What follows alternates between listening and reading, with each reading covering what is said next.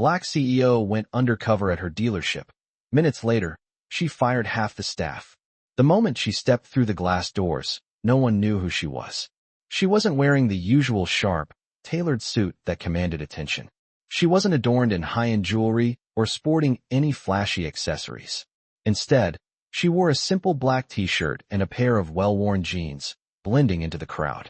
Her sneakers barely made a sound as she walked across the shiny dealership floor. It wasn't a regular visit for her. This was a test. She wanted to see how the staff treated someone who didn't look like the person who owned the business. As she approached the front desk, the receptionist barely spared her a glance. A few other employees in the showroom were busy, oblivious to her presence. She smiled, but there was no warmth behind it, just a hint of curiosity. She didn't expect anything extraordinary, but the reality of what she was about to witness would still take her by surprise. As she made her way to the back to look at some cars, she overheard a conversation between two salespeople. "Do you think she can actually afford any of these?" One of them whispered. "Nah, probably just here to window shop." "Look at the shoes," the other one responded, laughing. It stung, but she kept walking. She'd heard these things before. They didn't know it yet, but the woman they were judging was the very person who owned this dealership. She was the CEO, and this was her test to see if her employees treated customers equally, regardless of their outward appearance. A few minutes later, the salesperson who had been talking about her approached, offering her assistance. She nodded politely and explained she was interested in a specific high-end model that had just been released. The salesperson's attitude shifted instantly. "Are you sure? That's a very expensive car. Let me get the manager to help you out with this one," he said, clearly doubtful. Her calm demeanor didn't falter. She simply nodded and waited, watching his every move. A few moments later, the manager came over, looking her up and down with the same skepticism in his eyes. "We need to make sure you're serious about purchasing this vehicle before we proceed. Could you provide your financial details?" he asked, his voice cold. The words felt like a punch in the gut. He hadn't even asked her for her name or details. He had just assumed she couldn't afford the car based on how she was dressed. She smiled again, but this time there was no politeness in it. It was pure resolve. "I'm serious, but you clearly have a misunderstanding," she said, her voice steady. "I am the owner of this dealership. In fact, I own the entire company." The manager's eyes widened in disbelief.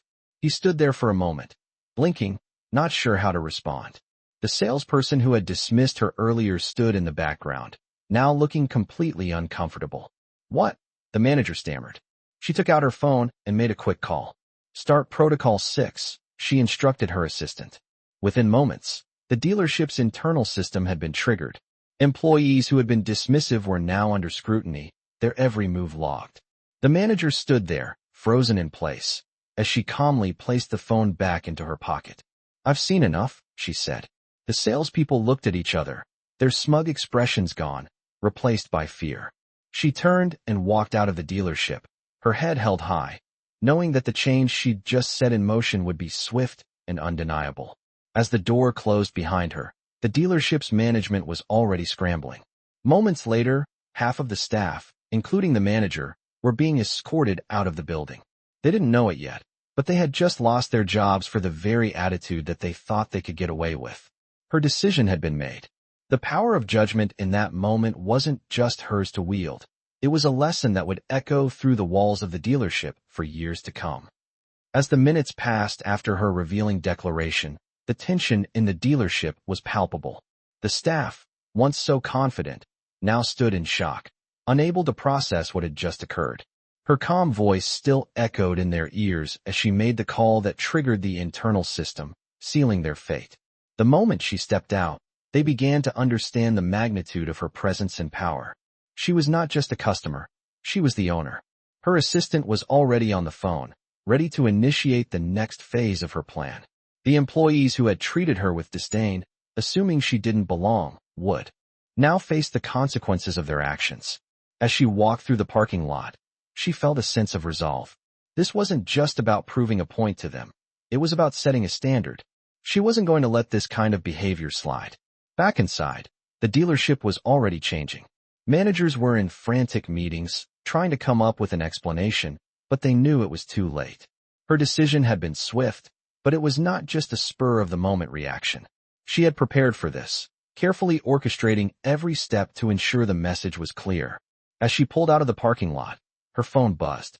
It was a message from her assistant, confirming that half the staff had already been removed. But it wasn't just about firing employees. This was about creating a new culture, one where respect wasn't earned through appearance, but through integrity and competence. Back at her office, she made another call. This time, it was to the HR department. She requested a full review of the dealership's hiring and training practices. The employees who had shown their true colors would not be the only ones held accountable. She wanted to know how deep the bias went, how many others had faced similar treatment.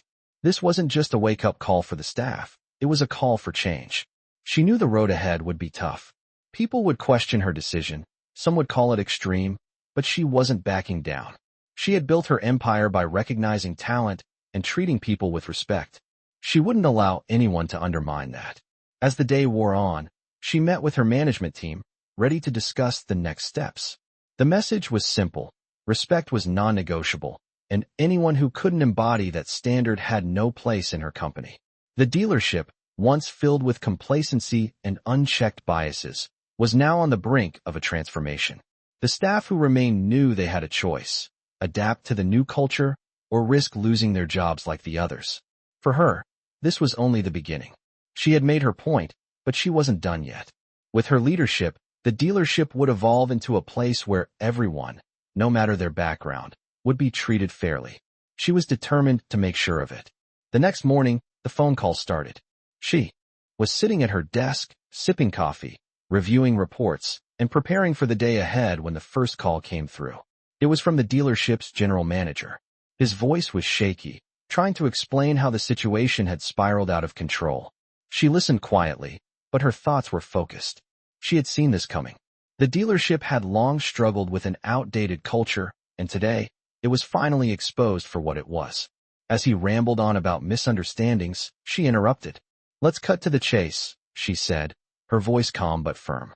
"I want a full audit of the sales process. I want to know how many complaints were filed by customers about the staff's behavior, particularly the ones that were dismissed yesterday." There was a brief silence before he agreed, but she knew this would be more than just a surface-level fix. As she ended the call, her assistant texted her the latest updates. Half the sales staff had been let go, and HR was already preparing severance packages. The management team, once confident in their positions, was now scrambling to justify their actions. She had known this would be a turning point, but now it felt real. It wasn't just about holding people accountable. It was about resetting the standards for the entire business. The next step was clear: retraining. She needed to ensure that anyone who remained understood the new rules. She wasn't going to tolerate any form of bias or disrespect. Not anymore. With that thought in mind, she scheduled a meeting with the remaining employees. They would have to hear from her directly. By the time the meeting was set up, word had already spread throughout the dealership. Everyone was nervous, unsure of what would happen next. When she walked into the room, there was a hush. The few remaining managers stood in the back, waiting for her to speak. "Yesterday, I saw something that shouldn't have happened. I heard things that have no place in this business," she began, looking at each of them. But what happened next wasn't about firing people. It was about setting a standard. "This company is built on respect. We won't tolerate anything less. If you can't follow that rule, you won't be here." The silence that followed was heavy. She could feel the weight of their gaze, but she wasn't intimidated. "Today, we begin a new chapter," she continued. "I will be overseeing a full retraining program. Every single employee, from the sales team to the management, will undergo this training. You'll learn not just the basics of customer service, but how to treat everyone equally, regardless of their appearance. I will be monitoring the progress myself, and if any of you slip, there won't be a second chance." The room stayed quiet, but she could see a few of them nodding, understanding the gravity of her words. It wasn't a threat, it was a promise. She wasn't going to let this dealership return to its old ways. After the meeting, she walked through the dealership floor, observing how the staff interacted with the customers. It was clear that some of them were still nervous, trying to adjust to the new expectations. But for her, that was the beginning of the change. This was just the start. She wasn't done yet. She had more plans for the dealership, plans that would involve everyone. The next few weeks would be tough. There would be resistance. But in the end, She was determined to make sure that the culture she built would be one of inclusion, equality, and respect. And with each passing day, she could feel the shift beginning to happen. The weeks that followed were intense. She had expected resistance, but what surprised her was the depth of the resistance. Some employees tried to skirt around the new training requirements, offering excuses about being too busy or overwhelmed with the shift in company culture. But she wasn't backing down. She had built her business on a foundation of fairness and integrity, and she wasn't going to let complacency or outdated mindsets destroy it. She spent the next few days walking the dealership floor, observing, and making note of every interaction. The retraining wasn't just a formality, it was a new way of life. It wasn't enough to check a box and move on. It had to be ingrained into the DNA of the company. A few employees were clearly struggling with the new expectations, but she wasn't there to coddle them. She was there to create change, and change was often uncomfortable. One afternoon, she sat in a meeting with the top managers, discussing the ongoing retraining program and the feedback from employees. One of the managers, Mark, spoke up, sounding defensive. "I understand what you're trying to do, but you can't expect us to completely change everything overnight. This is a lot for some people to handle." She leaned back in her chair, her gaze steady. "I'm not asking you to change everything overnight, but I am asking you to change your mindset. If we want to build something better, we have to start by treating everyone with dignity and respect, no exceptions. You've seen how people can treat others when they're not being held accountable. This dealership was built on those same biases. That stops now." There was silence in the room as Mark looked down, understanding that she wasn't asking for cooperation, she was demanding it. It wasn't easy for some of the more senior staff, especially those who had been with the dealership for years. They had grown accustomed to their positions, used to the power they held. But the new culture she was instilling didn't have room for ego or entitlement. It had room only for integrity and fairness.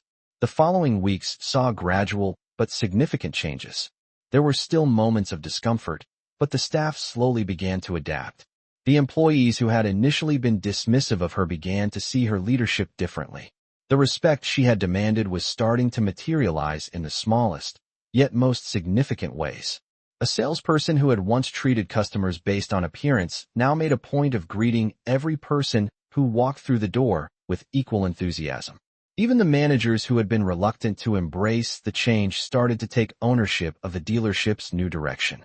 The true test came one afternoon when a customer, clearly uncomfortable in the luxury showroom, approached one of the salespeople.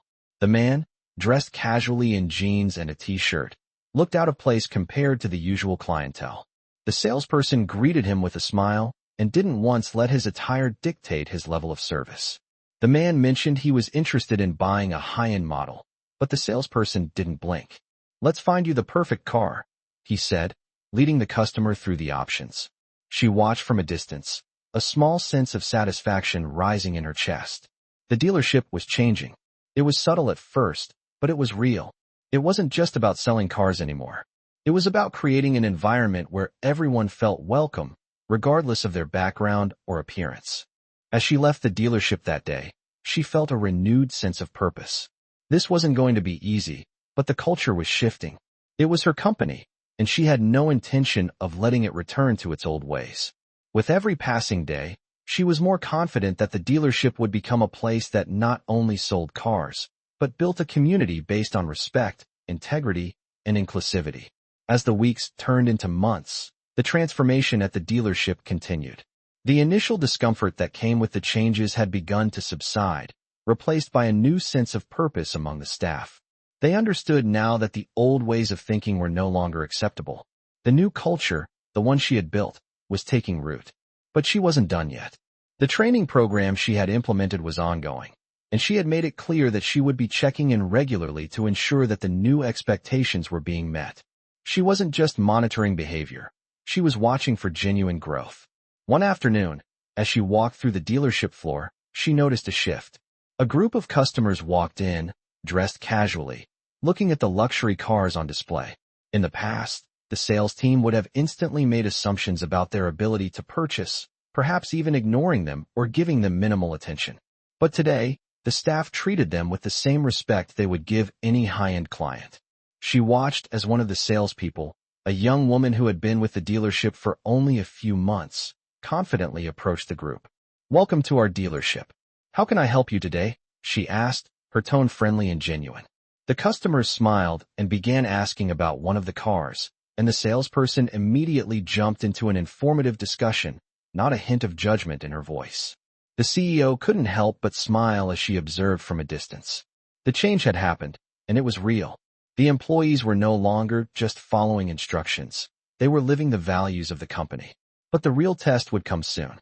She had scheduled a visit from a potential high-profile investor who was known for his reputation in the luxury car industry. This investor had the potential to take the dealership to the next level, but she knew that if the team's behavior wasn't up to par, it could jeopardize everything. As the day of the investor's visit approached, she called another meeting with the management team. "This is our moment," she told them.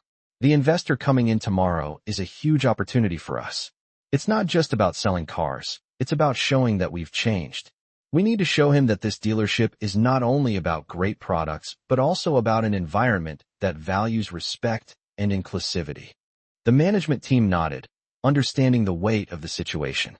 She had prepared them well, but this would be the ultimate test of whether the new culture had truly taken hold. The next morning, the investor arrived. He was well-dressed, sharp, and carried himself with a commanding presence. The staff had been briefed, but they were still nervous. This wasn't just any customer. It was someone who could change the course of their business. As the investor walked through the showroom, the staff treated him with the same respect they had shown to every other customer. They didn't fawn over him, but they didn't treat him as if he were above anyone else. They engaged with him professionally, answering his questions without hesitation and offering valuable insights into the cars. He didn't mention anything about his previous experiences with the dealership, but she could see his eyes scanning, watching how each person interacted with him. By the time the tour was over, the investor was smiling. "This is impressive," he said. "You've really turned this place around." The CEO felt a sense of relief wash over her. It wasn't just the sale that mattered. It was the recognition that the culture she had worked so hard to change had passed the test. The investor agreed to move forward with the partnership, and the dealership was set to receive a significant boost. But more than that, the real victory was that the employees had embraced the change. They had learned that it wasn't just about the money. It was about the kind of environment they wanted to work in. The dealership was no longer just a place to sell cars. It was a place where people were valued for who they were and treated with the respect they deserved. The CEO knew that this was only the beginning. The work wasn't finished yet, but as she looked around the showroom, she felt a deep sense of pride. The dealership was on the path to becoming something special, and she was determined to make sure it stayed that way. The dealership was changing, but so was she.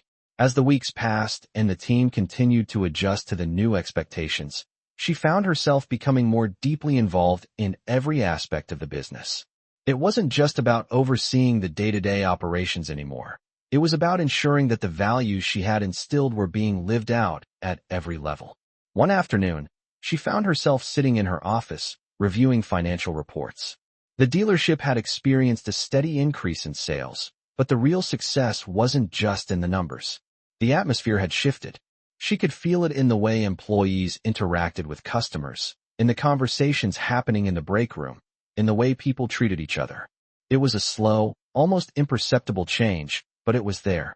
The employees were beginning to take ownership of the company's success, no longer just doing their jobs to meet quotas, but working to create a culture they could be proud of. Still, there were challenges. Not everyone had embraced the new culture. Some employees, particularly those who had been there the longest, struggled to adapt to the more inclusive, respectful environment she was fostering.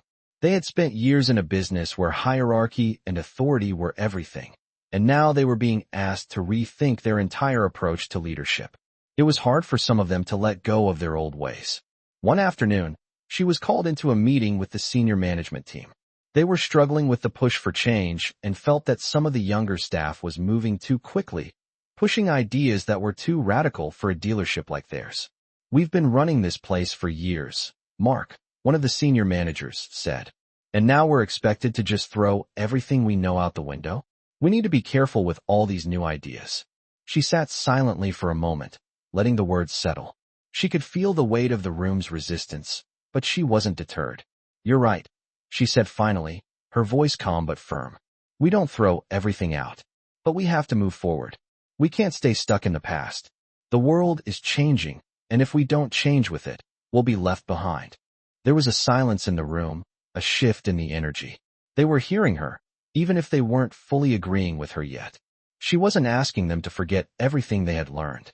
She was asking them to adapt, to grow. It was a delicate balance, but she knew that if she could get them on board, the dealership would be unstoppable. As the meeting concluded, she made a point of speaking individually with each manager. She knew they needed time, but she also knew they needed to see the bigger picture. The changes weren't just about better customer service or more sales. They were about creating a sustainable future for the dealership, one built on a foundation of respect, inclusivity, and empowerment. That night, she couldn't sleep. Her mind was racing with ideas, plans, and thoughts of how to continue this transformation. She had already made significant strides, but there was more to be done. Tomorrow would be another day of challenges and decisions. She would face resistance again, no doubt. But she was ready for it. She had fought for this dealership, fought for its success, and fought for a culture that reflected her values. And she wasn't about to give up now. The following week, she called another all-staff meeting. This time, it wasn't just to talk about the dealership's progress. It was to reaffirm her commitment to the team and the future of the business. She stood in front of the group, the familiar faces of the employees who had embraced the new culture and the more reluctant ones who were still adjusting. "We're not done yet," she began, her voice strong and unwavering. "We've made progress, but we're just getting started. The work we've done here is just the foundation. Now we build on it. Together." It was a simple message, but it carried weight. It wasn't about perfection. It was about growth. And with that, the next chapter of their journey began. The days that followed the all-staff meeting were a turning point. She could feel the shift in the dealership. The culture was changing, but there were still challenges to overcome. It wasn't just about the senior managers anymore. It was about the entire team. Employees who had been resistant to the new values were now starting to adapt, but some still struggled to fully embrace the changes. She wasn't blind to this, and she knew the journey wasn't over. She had created a foundation, but it was up to the entire team to build on it. That evening, she stood by the showroom window, looking out at the lot. It was a quiet night, and the city lights flickered in the distance. She could see the dealership's future laid out in front of her. It was bright, but there was still a lot of work to do. The following week, she met with the management team again. This time, the discussion was focused on the long-term goals.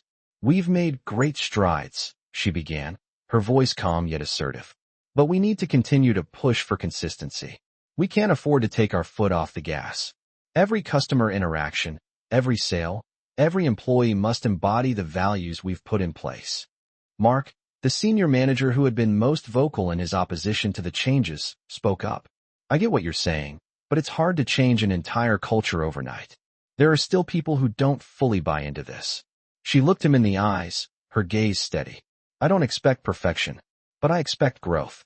It's not about changing everything at once. It's about making consistent, incremental improvements. This dealership has been stuck in the past for too long. We're moving forward, and if some people can't keep up, then we'll part ways." The silence in the room was thick. Mark didn't respond, but she knew he understood. The time for excuses was over. As the meeting ended, she left the room with a sense of determination. The resistance was fading, but it still lingered in pockets. The next test came sooner than expected. A customer, looking to purchase one of the dealership's most expensive models, walked in. He was impeccably dressed, his presence demanding attention. As he approached the sales desk, one of the newer employees greeted him with enthusiasm. But as soon as the customer mentioned he wanted to discuss financing, the tone shifted. The young salesperson hesitated, clearly unsure how to proceed. She could see the uncertainty in the employee's eyes. This was a pivotal moment. The customer was no longer just a potential sale. He was an opportunity to see if the dealership had truly changed. She stepped forward, walking towards the desk with purpose. "Is there a problem here?" she asked, her voice steady. The salesperson glanced at her, then at the customer, before speaking up. "I'm sorry, sir. I just wasn't sure how to proceed with the financing options." The customer looked at her, his expression unreadable. "I've been to several dealerships. No one's ever hesitated when I ask about financing. Why the uncertainty here?" She could feel the pressure mounting, but she remained calm. "There's no need for hesitation," she said. "We have a range of financing options for all customers, and we'll ensure you get the best deal. Let's sit down and go over the details." The customer nodded, but she could sense his initial judgment was fading. He wasn't just buying a car. He was buying into the idea that this dealership valued its customers, no matter who they were or how they looked. As the meeting concluded, she knew the dealership had passed another test. The culture was no longer just a set of ideals. It was being lived out in every customer interaction. It wasn't perfect, but it was progress. She stepped outside, taking a deep breath. This was only the beginning. The path to creating lasting change was still ahead, but she was ready for it. The dealership had changed, and she wasn't going to let it slip back into its old ways. The work would continue, but now, it felt like the right team was in place to make it happen. As the months went on, the dealership began to show signs of transformation that were undeniable. What had once been a place where biases ran unchecked was now becoming a model of what an inclusive and respectful environment could look like. The staff, once hesitant, had now embraced the new culture. They treated every customer equally, and the tension that had once hovered over the showroom floor had dissipated. But despite the progress, she knew that real change wasn't always as obvious as it seemed. The day after the investor meeting, she took a moment to sit quietly in her office, reviewing the latest reports. The increase in sales was impressive, but that wasn't the only thing that mattered. What really made her feel a sense of pride was the feedback from customers. They were noticing the difference. There were fewer complaints, and more of them praised the service they received. Her phone buzzed with a new message. It was from one of her employees who had been with the dealership for years, someone who had been resistant to the changes. The message was simple. "I wanted to thank you. I didn't get it before, but I see it now. This place feels different, and I want to be part of it." She smiled to herself. It was small, but it was progress. She wasn't just changing the company's image. She was changing hearts and minds. But not everyone had come around. As much as the team was improving, there were still a few holdouts. Senior managers, especially, struggled to fully let go of the old way of doing things. One afternoon, as she walked through the showroom floor, she overheard a conversation between two of the senior managers. "Do you really think this new approach is sustainable?" one of them asked. "I mean, how long are we going to pretend that treating everyone the same is going to work?" She stopped in her tracks, her heart sinking. She wasn't sure if it was the disbelief or the frustration in his voice, but she knew right then that she had to do more. Change had come, but it hadn't come fast enough. She couldn't afford to let the few who hadn't fully embraced the new culture hold the rest of the team back. That evening, she called a private meeting with her management team. The mood in the room was different this time. The resistance had been brewing for months, and it was finally coming to the surface. "I've heard some concerns," she began, her voice calm but firm. "About the new direction, about the expectations. And I get it. Change isn't easy. But if you're still questioning it, then maybe you're not the right fit for this company. I've made it clear that respect and inclusivity are non-negotiable here. If you can't live by that, then I won't hesitate to make the changes necessary." There was silence in the room as the managers exchanged uneasy glances. She could see them processing her words, the weight of the decision settling in. "I'm not here to coddle anyone," she continued. "I'm here to build something lasting, something we can all be proud of. If you're not on board, then it's time to step aside." The room was tense, and she could feel the resistance in the air. But she stood her ground, unwavering in her belief that the dealership was better off without people who couldn't adapt to the new culture. The next few days were filled with difficult conversations and decisions. Some of the senior managers chose to leave, unwilling to change their mindset. Others, more reluctantly, agreed to the retraining and to work within the new framework she had set up. It wasn't easy, but it was necessary. As the week came to a close, she took a moment to look around at her team. The changes were becoming permanent, and she knew that, while the journey was far from over, they were headed in the right direction. This wasn't just about a business model. It was about creating a place where every person could thrive, no matter who they were. As she stood there, feeling the weight of the decisions she had made, she knew she had done the right thing. The dealership was no longer just a business. It was a symbol of what was possible when leadership decided to make a real, lasting change. Months had passed since the pivotal day when everything began to change, and the transformation at the dealership had now become undeniable. The culture was no longer just a set of ideals painted on a wall. It was living, breathing, and ingrained in every part of the business. The once palpable tension was gone, replaced by a sense of unity and purpose. Employees who had once been resistant were now among the biggest advocates for the new way of doing things. They had come to understand that the changes weren't just about policy, they were about creating a legacy.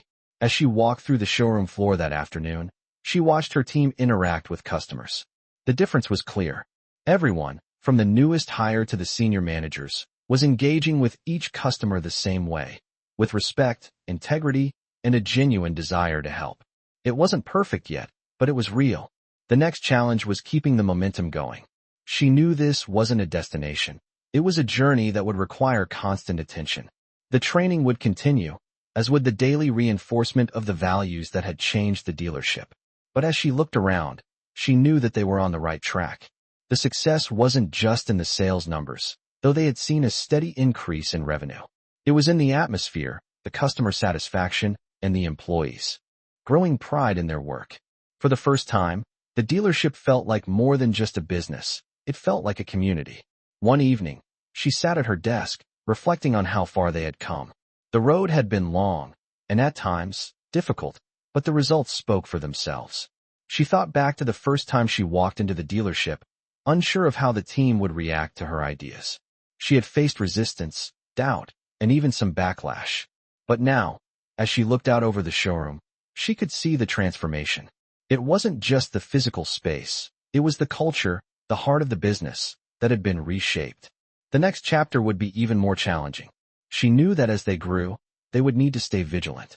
It would be easy for old habits to creep back in, for complacency to set in. But she had built a foundation, and she was determined to keep building on it. That night, she sent a message to her team, a simple note that captured her thoughts. "We've come a long way, but this is just the beginning.